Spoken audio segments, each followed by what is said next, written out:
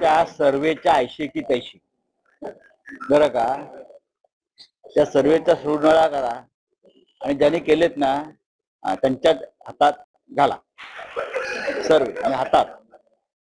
हे सर्वेवाले जे आहे ते पेड लोक असतात सगळे. आम्ही पण त्या सर्वेवरती विश्वास ठेवत नाही पहिल्यापासून.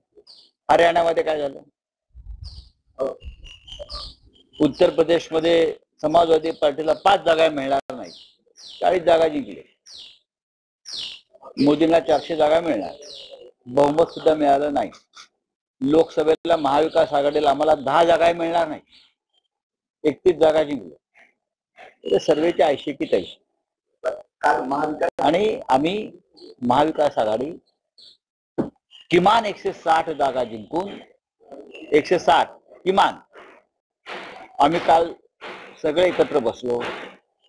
साधारण महाराष्ट्रभरातला निवडणुका, मतदान, कौल या संदर्भात मी, जयंतराव पाटील, बाळासाहेब थोरात, अनिल देसाई होते सोबत आमच्या, आम्ही सगळे बसलो आणि सीट टू सीट असेसमेंट केल्यावरती असं लक्षात आलं आमच्या की 160 जागा आम्ही सहज जिंकतो महाविकास आघाडीने.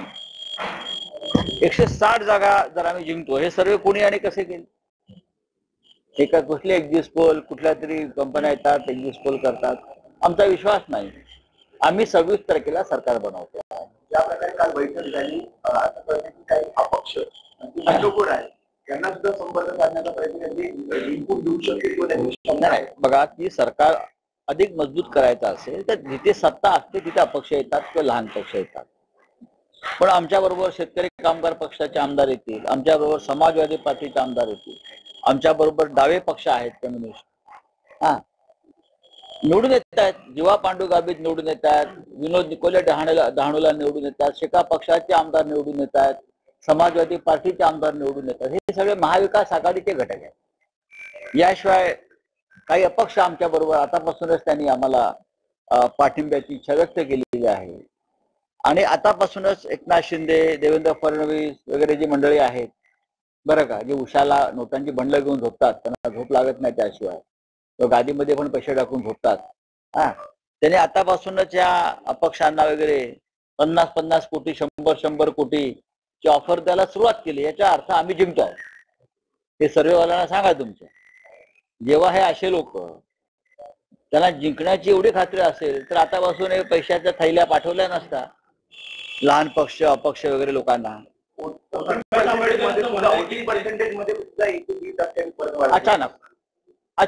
अचानक वाढ होते. कुठे 4% होते, काही राज्यामध्ये हरियाणामध्ये 6% वाढ झाली, लोकसभेलाही झालं.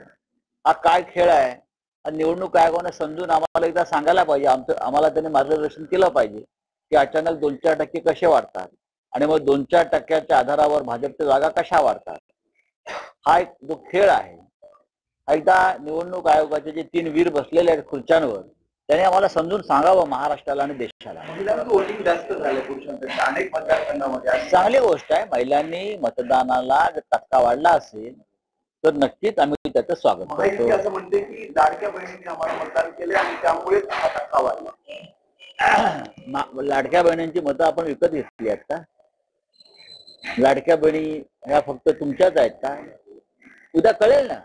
माझं असं म्हणणं उद्या कळेल कोणाला काय म्हणायचं आहे. लोकशाहीमध्ये त्याला स्वातंत्र्य आहे सांगण्याचं, बोलण्याचं, लिहिण्याचं. जेवढं स्वातंत्र्य गौतम अडाणीला आहे गुन्हे करून सुटण्याचं, ते स्वातंत्र्य सगळ्यांना आहे. बोलण्याचं, खोटं बोलण्याचं. सरकार देता येईल त्याच्याबरोबर प्रकाश आंबेडकर जायला तुम्ही सांगणार का त्यांना? बघा, प्रकाश आंबेडकर हे एक लोकशाही मानणारे नेते आहेत. त्यांचे जर 50-60 आमदार निवडून येत असतील आणि गरज लागली 50-60 आमदारांची, तर आम्ही नक्की, आणि महाराष्ट्राचे महत्वाचे नेते आहेत ते प्रकाश आंबेडकर साहेब, आम्ही नक्की त्यांचा विचार करू. काय विचार करायचा नाही? लोकसभेला सुद्धा आम्ही प्रयत्न केला. तर मित्रांनो, कसा वाटला तुम्हाला हा व्हिडिओ? जर का हा व्हिडिओ आवडला असेल तर व्हिडिओला लाईक आणि चॅनलला सबस्क्राईब नक्की करा आणि बेल आयकॉन नक्की प्रेस करा. जय महाराष्ट्र.